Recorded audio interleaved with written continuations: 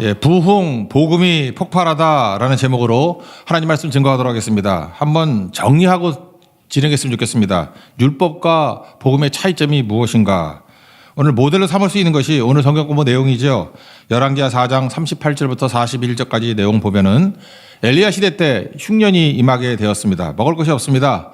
그랬더니 엘리야의 제자 가운데 한 사람이 들에 나가가지고 들 호박을 캐 왔습니다. 그래서 먹을 게 없으니까 국을 끓여가지고 이렇게 나눠 먹게 되었습니다. 근데 그 잘못 캐와가지고 그게 독이 있는 겁니다. 그래서 죽음의 독이 퍼졌다 이렇게 얘기를 합니다. 그래서 아무거나 갖다 끓여 먹으면 안 되는 것입니다. 근데 대부분이요 이렇게 끓이면 독이 없어집니다.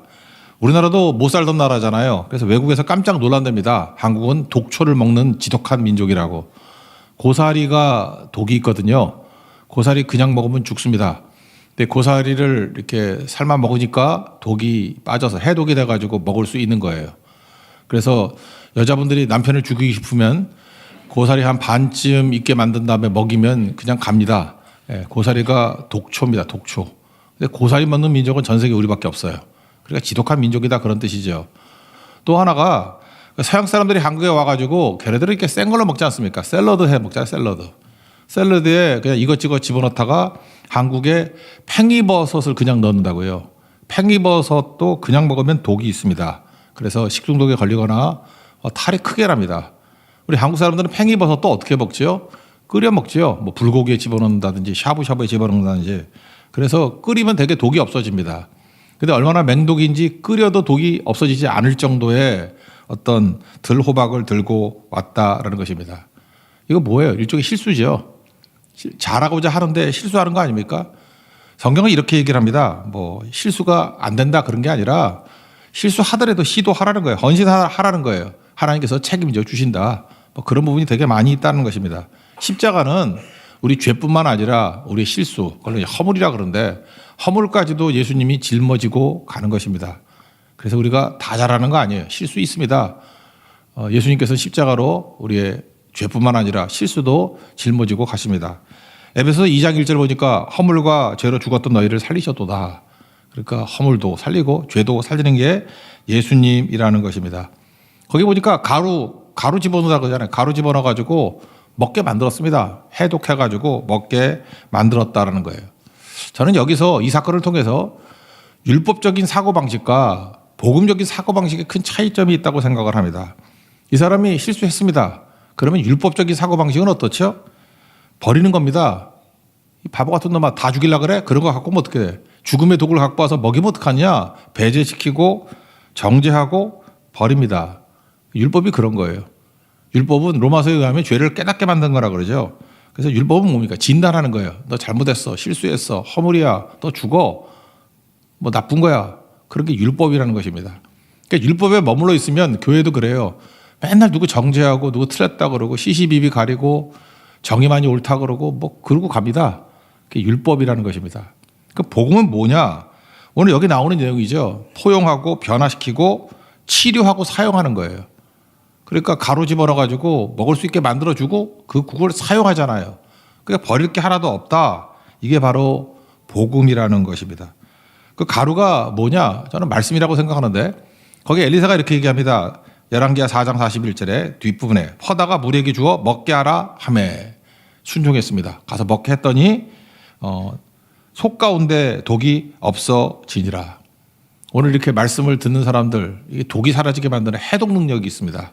그리고 예배 처음 나온 분들 이런 모습 저런 모습으로 얼마나 이렇게 독기 어린 사람들이 많이 오는지 아십니까? 우리 크리스찬이라고 뭐 예외 아닙니다. 다 독이 가득 차 있는 중독된 인생들이에요. 근데 말씀이 들어가면요 해독이 됩니다. 그러면서 교회는 해독 공동체, 독을 없애주는 공동체다 이렇게 말할 수 있다라는 것입니다. 예수님은 어떤 것든 해독시킬 수 있는 능력이 있다라는 거예요. 치료해 주죠. 그래서 율법은 진단이라 그러면 복음은 치료하는 겁니다. 율법은 죄를 깨닫게 만든 거라 그러면 복음은 죄를 해결해 주는 능력이 있다라는 것입니다. 그래서 복음을 만나야 된다는 거예요. 교회 다니는 사람도 되게 많은데 생각보다 복음을 만나지 못하는 사람들이 많이 있다는 것입니다. 그걸 서양 사람들이 이렇게 표현하더라고요. almost Christian. 그러니까 뭐 직역하면 거의 크리스찬. almost Christian. 그러니까 모양은 크리스찬인데 실제는 아니다 그런 겁니다. 왜 그렇습니까? 율법에 머무르면 그럴 수밖에 없다 그런 얘기입니다. 그러니까 율법에서 벗어나서 복음으로 넘어갈 줄 알아야 된다는 것입니다. 그래서 오늘 에베소 사역이 되게 중요한 건데 에베소 사역은 사도 바울의 전도 여행의 클라이맥스입니다. 클라이맥스인데 이유가 뭐냐? 여기서 복음이 무엇인지가 완전히 정립이 되고 복음이 폭발했어요. 그래서 복음의 폭발이 얼마나 어마어마한 영향을 미치게 되는지를 보여주는 하이라이트입니다. 3차 전도여행을 했다 그러죠. 1차 전도여행의 키워드가 뭐예요? 1차 소아시아죠. 아시아. 2차 전도여행의 키워드는 어딥니까? 유럽. 그럼 3차 전도여행의 키워드가 뭐냐 그러면 무조건이야. 에베소예요. 에베소. 에베소 한 군데 3년간 머무르면서 하나님의 사역을 했습니다. 두란노 서원이라는 곳에서 신학교도 만들고 3년 동안 하여튼 간에 에베소에서 복음이 무엇인지를 명확히 알고 복음의 선포가 있었다는 거예요. 그러므로 교회가 되었던 크리스찬이 되었던 나는 복음주의자가 되고 싶습니다. 복음으로 무장된 사람이 되고 싶습니다. 그럼 무조건 에베소 연구해야 돼요. 에베소서에 그런 얘기 나와요. 다. 에베소서가 그거고 에베소에서 복음이 폭발했다라는 거. 우리 교회도 사실 에베소 같은 그런 교회가 돼야 된다. 그게 중요하다. 이걸 말해주고 있다는 것입니다. 그러면 한꺼번에 얘기할게요. 복음의 핵심이 뭐냐? 율법이 아니라 복음이 되기 위해서 필요한 게 뭐냐 하면 오늘 성경에 보여준 건 두 가지예요. 첫째는 예수고 둘째는 성령이에요. 예수 영이 성령. 그러니까 복음이 없는 사람들을 보면은요. 성경 얘기는 잔뜩 해요. 근데 꼭 예수가 빠져. 우리 크리스찬들 가운데 그런 거 있잖아요. 뭐 여러 사람들 보십시오. 뭐 좋은 얘기 다 합니다. 뭐 사회를 정화시켜야 된다 그러고 뭐 좋아야 된다 그러고 옳은 얘기는 다 해요. 근데 묘해. 예수님이 빠져 있어. 예수님이 그냥 이렇게 들러리만 있는 거예요. 실제로는 뭐 사상이 들어가 있고 자기 생각이 들어가 있고 견해가 들어가 있고 예수님은 그냥 곁다리야. 예수님 빠져도 얼마든지 할 수 있는 얘기들만 한다고. 그 율법이에요. 그거 복음 아니라고. 또 하나는 성령은 예수의 영인데 자기 힘으로 하려고 그러니까 자기 힘으로 자기 노력과 자기 애씀으로 자기 투쟁으로 그러면 그건 교회가 아니죠. 그건 복음이 아니죠. 복음은 성령께서 주시는 능력. 오직 성령이 너에게 임하시면 권능을 받고 그러잖아요. 그리고 성령의 특징이 무엇입니까? 증인되는 거예요. 땅끝까지 이르는데 증인된다라는 거. 그래서 복음은 두 가지입니다. 예수 플러스 성령. 오늘 에베소에서 사역하는 시작 사건을 통해서 이 두 가지 복음의 핵심이 예수와 성령이라는 것을 보여주고 있다는 것입니다. 첫 번째 핵심은 예수님이죠. 2차 전도여행 끝날 때 뭐 이렇게 잘못 마지막에 에베소에 잠깐 들렸다가 안디옥으로 가버립니다. 그러다가 그 고린도에서 만났던 부부가 있었죠. 브리스길라 아굴라. 거기 에베소에 남겨둡니다. 너 좀 있어라. 나는 안디옥 갔다 올게. 그래서 브리스길라 아굴라가 에베소에 남아있게 되었습니다. 거기서 누구를 만나느냐? 아볼로를 만난다고요. 아볼로. 근데 아볼로는 어떤 사람이냐면 그 율법에 머물러 있는 사람이에요. 그래서 교회 안에 아볼로 같은 사람이 되게 많다는 것입니다. 처치 고어라 그러죠. 교회는 다니고 있는데 복음을 몰라요. 아볼로예요. 아볼로. 그런 영적 사각지대가 있다는 것입니다. 이 안에도 있을 수 있죠. 교회는 다니는데 겉으로 볼 때는 그럴듯한 almost 크리스찬이에요. 거의 크리스찬인데 복음을 몰라. 복음이 없어요. 그거 아볼로라고. 그거 아무것도 아니라는 거죠. 24절을 보니까 8장 24절 그 뒷부분에 보세요. 성경에 능통한 자라 그랬죠. 알렉산드리아 출신인데 로마 제국의 제2의 도시입니다. 그러니까 로마 다음에 큰 도시가 이집트에 있는 알렉산드리아. 근데 이 도시는 유태인들이 100만 명 정도 살았고 히브리 성경을 헬라어 성경으로 번역했던 도시입니다. 그래서 70인역이라 그러죠. 그게 있으니까 구약 성경을 헬라어로 봐가지고 우리가 히브리어로 이해 잘 못하는 것들을 헬라어로 비교하면 알 수 있잖아요. 그런 그 로제타 비석 같은 그런 역할을 하는 거죠. 3개국으로 썼기 때문에 비교하다 보니까 뭔지 알게 된 거죠. 그래서 그런 역할을 감당하는 것이 바로 70인역이라는 거예요. 근데 그 도시가 어디예요? 알렉산드리아라고. 그러니까 그런 학문적인 도시, 지금식으로 하면 미국의 보스턴 같은 도시예요. 그런 도시에서 왔던 똑똑한 사람 아볼로가 있었다라는 것입니다. 그런데 그는 성경에는 능통한데 예수를 몰라요. 그러니까 성경에 능통해도 예수를 모를 수 있다는 거죠. 우리 가운데도 성경 잘하는 학자들이 있습니다. 성경 되게 잘 알아요. 근데 예수를 몰라요. 그러니까 무슨 얘기예요? 복음이 되기 위해서는 성경을 통해서 예수님을 만나야 된다는 것입니다. 이게 중요한 거죠. 성경 읽는다고 다 되는 거 아니에요. 어떤 분들은 죽어라 통독해. 통독하라는데 성경에서 예수님을 못 만나요. 전도서를 읽어도 그냥 전도서, 잠언을 읽어도 잠언 그냥 무슨 뭐 우리 그 유교 경전같이 읽어요. 그냥 삶의 유익이 되도록. 거기서 예수를 발견하지 못하면 그거는 복음이 아니라는 것입니다. 어느 성경을 읽든지 예수님을 만나야 된다는 거예요. 요한복음 5장 39절, 너희가 성경에서 영생을 얻는 줄 생각하고, 성경이 영생이다. 다 동의하시죠? 근데 보세요. 성경을 연구하거니와 이 성경이 곧 내게 대하여 증언하는 것이니라. 성경이 누굴 증언해요? 예수를 증언하는 거라고. 그래서 성경에서 예수님을 만나지 않으면 아무리 성경을 읽어도 그거는 복음이 될 수 없다라는 것입니다. 그 율법에 머무르는 자가 된다라는 거예요. 이거 어떻게 하느냐? 예수님 만난 사람은요, 딱 보면 알아요. 어떻게 성경을 봐도 저렇게 예수님 모르나? 그래서 교회가 분열하는 게 아니에요. 저 사람은 성경에서 예수님을 만나지 못했다. 그게 느껴진다니까요. 그러니까 브리스길라 아굴라 부부가 아볼로 보는 것 같은 답답함이 있는 거죠. 답답함. 예수님을 만난 사람은 다르다라는 것입니다. 그래서 물어봤죠. 25절 보세요. 그가 일찍이 주의 도를 배워 열심으로 예수에 관한 것을 자세히 말하며 가르치나 요한의 세례만 알뿐이다. 여기 보세요. 예수에 관한 것. 참 이게 묘한 해석이죠. 예수님에 관해서는 알아요. 근데 예수를 몰라요. 그러니까 이걸 뭐라 그러죠? 우리 뭐 아는 형님 그런 거 있죠. 아는 예수예요. 만난 예수가 아니라. 아는 형님에서 뭐 할까요? 만난 형님이 돼야지. 아는 형님이 아는 형님. 만난 형님이 아니라 아는 예수예요. 만난 예수님이 아니라. 그 부류의 명저가 하나 있습니다. 제임스 패커라는 분이 쓴 책인데 Knowing God. 한국말로 번역되기는 하나님을 아는 지식. 고전이에요. 고전. Knowing God. 뭘 얘기해요? Know about God이 아니라는 거죠. Knowing of God이 아니라는 거죠. 예수님, 하나님에 대해서 아는 게 아니라 Knowing God. 하나님을 아는 거. 이게 무슨 얘기입니까? 체험적인 거죠. 우리도 마찬가지입니다. 예수님에 대해서 아는 사람 되게 많아요. 아볼로 그렇잖아요. 예수에 관하여 자세히 말하고 가르쳤다고. 요한의 세례만 할 뿐이라고. 율법이죠, 율법. 예수님을 모르는 거예요. 예수님 만나지 못하는 거예요. 마태복음 16장에 보면 가이사랴 빌립보에서 예수님이 이걸 묻잖아요. 나를 누구라 하느냐? 그랬더니 뭐 잡다한 소리 해. 뭐예요? 예수님에 대해서 얘기하는 거예요. Know about Jesus. 예수님에 대해서 아는 얘기들 하고 있어요. 그거 말고 Knowing Jesus. 예수님에 대해서 뭘 하느냐? 너는 나를 누구라 하느냐? 그게 뭐예요? Knowing God이죠. Knowing Jesus죠. 예수님을 하느냐? 베드로만 얘기하잖아요. 주는 그리스도시요 살아계신 하나님의 아들입니다. 내가 만난 예수님을 말하는 거죠. 그죠? 아는 예수님이 아니라 만난 예수님을 증거하는 거. 그거 아니면 안 된다는 거죠.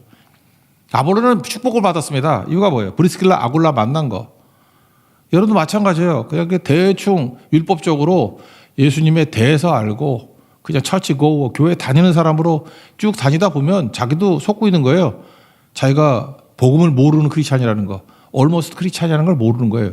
리얼 크리스찬이 아니라 almost 크리스찬. 거의 크리스찬으로 살다가 죽는 거. 그건 믿는 게 아니거든요. 안 믿는 건데 믿는다고 착각하고 있는 거지. 복음 만나야 됩니다. 복음 만나지 않으면 안 된다는 거예요. 근데 브리스길라 아굴라가 성경을 통해서 예수님 만나게 만들었어요. 예수님을 통해서 성경이 보인다고. 그게 믿는 거예요. 믿는 거. 그래서 26절 보니까 더 정확히 풀어줬다. 그런 얘기를 하고 27절 보니까 이제 고린도로 가거든요. 에베소에 사역하다 고린도로 갔어요. 가가지고 고린도에 있는 많은 믿는 자들에게 유익을 주었다. 그리고 고린도 가서 아볼로가 했던 메시지 내용이 뭐냐? 그것만 읽어봅시다. 28절 다 같이 읽읍시다. 시작. 이는 성경으로서 예수는 그리스도라고 증언하여 공중 앞에서 힘있게 유대인의 말을 이기리라. 이제 아볼로가 어떻게 됐어요? 브리스길라 아굴라 부부를 만나고 난 다음에 성경에서 예수님을 발견한 거 아니에요? 예수님을 만난 거 아니에요? 그랬더니 성경으로서 예수는 뭐라고 준 거예요? 구세주라고. 그리스도라고. 예수는 주. 예수는 주. 온 천하 만민 우러러 그 보좌 앞에 영광을 돌리자고. 예수는 주. 예수는 주. 예수는 우리 그리스도라고. 그러니까 변화가 된 거죠. 아볼로 같은 변화의 역사가 나타나야 된다는 것입니다. 이거 엠마오로 내려가던 두 제자들 똑같았죠. 얘네들이 메가리가 없잖아요. 무기력하고 뭐 낙심하고 이랬잖아요. 누가복음 24장 27절 보니까 이에 모세와 모든 선지자의 글로 시작하여 모든 성경에 쓴 바 자기에 관한 것을 자세히 설명하시니라. 부활의 예수님이 성경에서 구약 성경에서 예수님을 증거했다고. 예수님 자기에 관한 것을 자세히 설명했대요. 예수님을. 그랬더니 복음이 들어간 거죠. 복음이.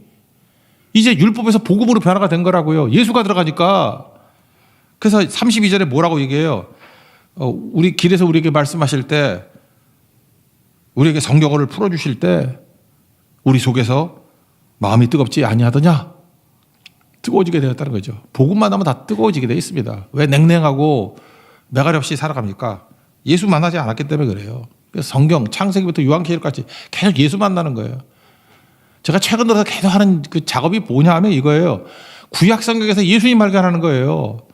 구약은 구약인 줄 알고 신약은 신약인 줄 알고 따로 따르고 있는데, 심지어 뭐 잠언 같은 데도 예수님이 있고 전도서에도 예수님이 있고 거기 낙심하고 뭐 헛되고 뭐 헤벨이 그런 게 아니고 그 안에 예수님이 있다니까. 예수님을 가리키고 있거든요.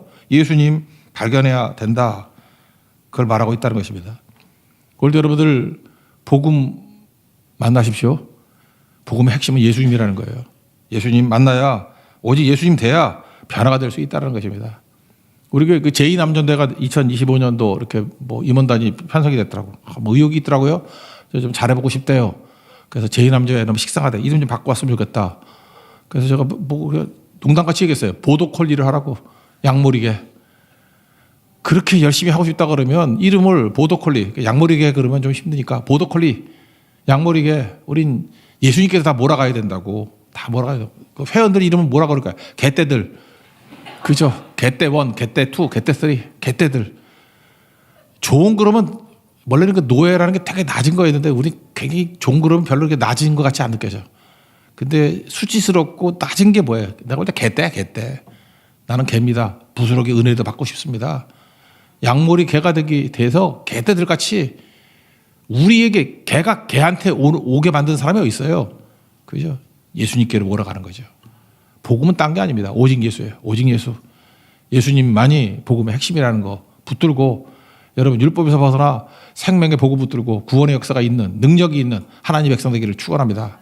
그다음 두 번째 사건이 뭐냐 하면 19장에 나오는 건데, 복음의 핵심 2는 뭐냐? 예수의 영인 성령이 있어야 되는 거예요. 성령 빠져놓으면 복음 아니라는 거예요. 그 율법이지. 바울이 에베소에 갔습니다. 아볼로에게서 배운 사람들이 남아 있었겠죠. 아볼로는 에베소에 있다가 두 부부 만나고 나서 어디로 갔어요? 고린도로 갔다니까. 그래서 고린도 전서 보면은 뭐 아볼로가 되게 잘 가르쳤는가 봐. 가서 그래서 인기가 좋아가지고 뭐 게바파, 아볼로파, 바울파 뭐 파벌 벌어지잖아요. 하여튼 고린도 애들 한심해. 여기서 배워서 간 건데, 그죠? 하여튼 그런 일이 벌어졌다는 거. 그러니까 아볼로가 고린도 영향이 있었다는 걸 알겠죠. 근데 아볼로의 원래 출신은 어디예요? 알렉산드리아에 있다가 에베소에서 사역을 하다가 부부 만나고 난 다음에 고린도로 간 거예요. 이제 아시겠죠? 그게 아볼로의 일대기라고. 그런데 에베소에 왔더니 아볼로에게 배운 사람들, 그러니까 율법이겠죠. 율법에 머물러 있는 사람들. 바울이 갔다고요. 딱 갔더니 뭐가 좀 이상해. 성령 받은 사람은요, 성령 없는 사람들을 보면 이상하다고 느껴요. 그러니까 딱 봤는데 뭐가 허전해. 그런 게 있거든요. 만나면 이렇게 허전한 사람이 있어요. 크리스찬이라 그러는데 almost 크리스찬의 특징은 허전해. 그리고 뭐가 구멍이 뚫려 있는 것 같아. 딱 보면 그냥 구멍이야, 구멍. 뭐 뻥뻥 뚫려 있는 것 같아. 허전하고. 자기들이 제자래. 근데 아무리 봐도 제자 아닌 것 같아. 제자라는 건 믿는다 그런 뜻이거든요. 지금으로 하면 크리스찬이다, 뭐 성도다 그런 개념인데. 1절 보세요. 그 에베소에 와서 어떤 제자들을 만나 되게 허전함과 구멍이 뻥뻥 뚫린 거를 보게 되었다는 것입니다. 그래서 이상해서 바울이 2절에 뭐라고 붙죠? 믿을 때 성령 받았느냐? 그랬더니 성령의 계심도 듣지 못했다. 나는 전혀 못 들었어요. 그래서 한 번 더 묻죠. 무슨 세례 받았느냐? 그랬더니 요한의 세례다. 이게 바로 에베소에 있는 아볼로 제자들, 율법에 머무르는 있는 사람들의 문제라는 것입니다. 요한의 세례가 뭐예요? 그게 율법이죠, 율법. 그래서 율법이 하는 일이 뭐라 그랬어요? 진단하는 거. 딱 보면 너는 뭐 암이다, 너는 뭐다. 근데 치료 못하면 뭐 할 거야? 진단만 하면 뭐 할 거야? 진단은 치료가 있어야 될 거 아니에요. 그래서 율법은 답답한 거예요. 죄를 깨닫게만 하는 거예요. 그래서 요한도 그랬잖아요. 깨닫게만 하잖아. 죄를 깨닫게만 하고 뭐라 그럽니까? 뭐 너희 다 망해서 지옥 간다 그러고 뭐 지옥불이 기다리고 있다 그러고. 그게 율법이 하는 거라고. 그래서 세례 요한을 뭐라 그래요? 최후의 구약 사람 그러잖아요. 최후의 구약인 율법의 마지막이라는 거예요. 그러니까 그 뭐래요? 나는 진단만 하는 거야. 나는 율법이기 때문에 네가 죄인이라는 거, 망한다는 거 진단만 하는 거야. 치료는 내가 못해. 치료는 누가 하는 거예요? 복음이 하는 거라고. 복음이 뭐예요? 예수님이라고. 그래서 뭐라고 얘기합니까? 보라, 세상 죄를 지고 가는 하나님의 어린 양이로다. 나는 죄를 지적만 하는 거지 죄 해결 못해. 세상 죄를 지고 가는 하나님의 어린 양, 저분한테 가야 돼. 저분이 치료자야. 저분 진짜 치료할 수 있는 의사야. 나는 아니야. 나는 진단만 할 수 있는 사람이야. 그게 율법이죠. 근데 율법은 바라보라는 예수님 안 보고 율법만 쳐다보는 바보들이 있죠. 그걸 뭐라 그러죠? 달을 보라고 했는데 손가락만 본다. 견지망월. 그런 걸 알겠어, 젊은이들이. 견지, 손가락만 보고 망월. 달을 안 본다고. 그죠? 그런 거죠. 들어봤죠? 해석한 것. 그죠? 달은 보라는데 달을 안 보고 손가락만 쳐다보고 있다고요. 그러니까 바보 아니야, 바보. 어떤 사람이 이렇게 해석을 하더라고요. 내가 주석의 해석인데, 비유예요, 비유. 비유를 참 멋진 비유인 것 같아. 많은 사람들이 세례 요한이 막 회개하라, 뭐 천국이 가까웠다 이러니까 요단강에 세례 받았잖아요. 그때 그걸 눈에 보이게 이게 아주 비주얼하게 설명을 한 거예요. 요단강에 죄가 둥둥 떠다녔대. 죄는 떠다니지 않아요. 그러니까 비유야, 비유. 요단강에 죄가 둥둥둥 떠다녔대. 근데 예수님이 세례 받으시라고 요단강에 들어가셨잖아요. 요단강에 들어가셔서 세례를 받고 나오실 때, 물 밖에 나오실 때 요단강에 둥둥 떠 있는 모든 죄를 이렇게 몸에 담고 올라오셨대. 그리고 골고다 십자가에 올라가셔서 죄를 태워버리셨대요. 멋진 표현 아니에요? 맞습니다. 세례 요한이 하는 거예요. 율법이 하는 일은 뭐예요? 죄 둥둥 떠다니게 만드는 거. 해결 못해요. 예수님이 짊어지시고 십자가에서 태워지셨다고. 이걸 뭐라 그러죠? 소멸하는 불이라 그러죠. 소멸하는 불. 영원한 왕 예수. 그 찬양 가운데 그런 거 있죠. 오주는 소멸하는 불. 뭘 소멸해요? 우리의 죄악들을 소멸하는 거. 그게 바로 뭐예요? 해결해 준다는 거예요. 죄 문제를 해결해 주고 죄, 죽음, 심판 문제를 소멸시켜 버린다는 거예요. 해결해 주신다는 것입니다. 그래서 세례 요한이 이렇게 표현하잖아요. 마태복음 3장 11절을 보니까 나는 너희들에게 물로 세례를 준다. 물 세례가 뭐예요? 회개의 세례라고. 그 죄 둥둥 뜨고 진단하게 만들 것까지는 할 수 있어. 그런데 나보다 능력 많으신 분이 오신다. 나는 그의 그 신발끈도 못 풀어. 그러면서 뭐라고 설명하냐면 그는 성령과 불로 너에게 세례를 베푸실 것이다. 성령과 불이 뭡니까? 일단 불은 뭐예요? 소멸하는 불이라고. 우리 죄 문제를 해결할 수 있는, 태워버릴 수 있는 그런 세례. 그리고 성령은 뭐예요? 성령 우리에게 능력을 주시고 증인되게 만드는 힘이 있다는 거예요. 그게 성령의 능력이에요. 사도행전 1장 8절이 이게 해석이라고. 오직 성령이 너에게 임하시면 권능받고 그 다음에 땅끝까지 증인되리라. 그 성령의 증거가 무엇입니까? 권능이 생긴다고요. 매가리 없이 무기력하게 살지 않아요. 권능이 생기고 반드시 증인되는 것으로 간다는 거예요. 예수를 증거한다는 거예요. 그래서 사실 예수님이 증거하는 거나 예수의 영이 성령께서 하시는 일이 동일해요.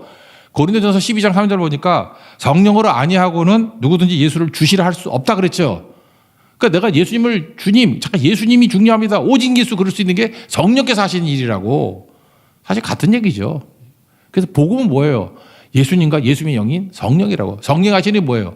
권능 주시고 우리를 하여금 증인되게 만드신다는 것입니다.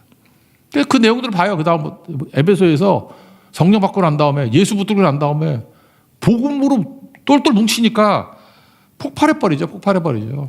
어마어마한 일들이 나타나게 된다는 것입니다. 사실 성령은 예수의 영인데 성령은 언제 우리에게 부어지게 됐냐면 부활 이후예요. 부활이 왜 좋아요? 성령을 보내주시기 때문에 좋은 거예요. 부활 이후에 성령을 보내주셨다고. 요한복음 20장 22절을 보니까 부활의 예수님이 이 말씀을 하시고 그들을 향하여 숨을 내쉬며 이르시되 성령을 받으라 그랬잖아요. 성령을 받으라. 2주 되지 않아서 14일이니까 2주 되지 않아가지고 오순절에 성령의 임재가 있었잖아요. 사도행전 2장 1절부터 4절까지 어마어마한 능력이 나타나게 되었죠. 그래서 복음은 뭐냐? 성령이에요. 성령. 어떤 얼머스트 크리스찬들을 만나보십시오. 거의 크리스찬들을 만나보는데 그들이 뭐 하자 그러고 계획 세우고 말할 때 보면 예수가 없어. 그냥 옳은 일 하재. 뭐 정의가 어떻고 사회 정의가 어떻고 맨날 그런 소리밖에 안 해. 예수님은 없어. 예수님이 있어도 그냥 뭐 상징적인 의미? 별 무게가 없어요. 빼도 그만, 붙여도 그만. 또 하나가 뭐냐? 맨날 자기 힘으로 한대. 자기 힘으로. 그죠? 자기 노력으로, 자기 발버둥으로 성령의 역사를 생각 안 해요. 성령이 주시는 권능, 성령이 주시는 마지막은 예수를 증거하는 증인 되는 거라고요. 이게 복음이에요, 복음. 그게 세상을 뒤집어 엎는 거죠. 많은 사람 똑똑하다고 다들이지 않아요. 뭐 공부 많이 하면 되는지 아십니까? D.L. 무디 당시에 석학들 되게 많았어요. 똑똑한 사람들 엄청 많았어요. 근데 하나님은 복음 붙든 D.L. 무디에게 성령을 부어주시고 예수를 주시고 그게 모든 게 다 모였잖아요. 사람도 모이고 영향도 모이고 다 변화가 되는 거죠. D.L. 무디가 제일 하고 싶었던 게 뭐예요? 전도잖아요. 그가 뭐 부자 되고 싶었나? 뭐 땅 가고 싶었나? 여러분들 보면 그래요. 교회가 좀 조용했으면 좋겠어요. 뭔데 무슨 성교 이렇게 많이 가요? 그냥 조용히 예배 드리고 좀 차분했으면 좋겠어요. 나 차분한 교회가 좋아요. 뭐 교회 옮길래요. 뭐 별사람 다 있어. 마음대로 해, 마음대로. 성령이 임하게 되면요, 전하지 않고는 견딜 수가 없다고. 잘 보세요. 1차, 2차 전도여행 떠났을 때 사도 바울 편했던 적 한 번도 없어. 폭동당하고 매 맞고 감옥에 들어가고 안디옥교에 왔습니다. 근질근질한 거야. 또 떠나잖아요. 아까 18장 23절 그거 단락도 마무리 되기 전에 떠나. 우리 같으면 뭐 해가지고 뭐 푹 쉬었다가 그 다음에 가니라 뭐 그것도 아니고 그러니까 쉬다가 근질근질해서 뛰쳐나와가지고 그게 3차 전도행이 된 거예요, 그냥. 그게 증인되는 성령 충만한 사람들의 모습이라는 것입니다. 그래서 여러분들 복음이란 거 이제 정리를 하시겠죠. 많은 크리스찬들이 almost 크리스찬이에요. 사실은 율법입니다. 그거 믿는 것도 아니에요. 기껏해야 교회에 제일 많은 게 아볼로예요. 아볼로. 예수 모르는 아볼로. 성령도 모르는 들어오지도 못했다는 사람들. 예수를 믿는데 예수를 믿는다 그러는데 예수 없이도 믿어. 예수를. 그리고 성령 없이도 믿어요. 그냥 왔다 갔다 하면서 아무 감동도 없고 뜨거움도 없고 그냥 믿어요. 성경에 도처에 그런 사람들 나오잖아. 지금 계속 제자들도 그랬어요. 엠마오로 내려가는 제자들도. 이게 무슨 믿는 거예요? 아니잖아요. 근데 복음이 들어가니까 복음이 폭발하기 시작하니까 이 사건 이후에 다음 주부터 살필 건데 에베소에서 막 폭발이 일어나요. 두란노선에서 폭발이 일어나고 어디 가지도 않아.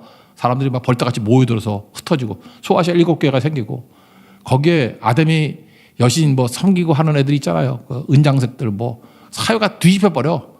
Upside down the world. 세상이 뒤집힌다고. 그게 복음이 폭발하는 모습이라는 것입니다. 그러니까 우리의 문제는 뭡니까? 우리가 안 믿어서 그래요. 복음을 믿어야 되면 복음. 복음은 예수와 성령이라는 거. 그럼 변화가 됩니다. 그럼 권능 받고 증인이 되게 된다는 거예요. 다음 주 수요일에 어떤 개인적인 성도들이에요. 성도들이 뭐 어떤 집사님 중심으로 해가지고 전도하겠대. 12월 11일인데. 그래서 어떻게 전도를 할까 하다가 그분 아이디어예요. 아이디어 짜가지고 해보라 그랬어요. 제목은 답을 찾는 세미나.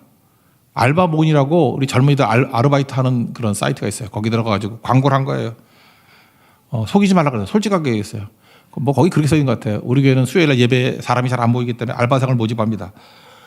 그러나 그것만이 아니고 강의도 합니다.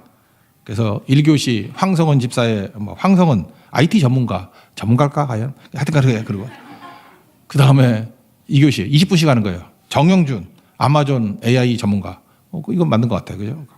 김성은 메가스타디 강사, 1타 강사 뭐 이런 식으로.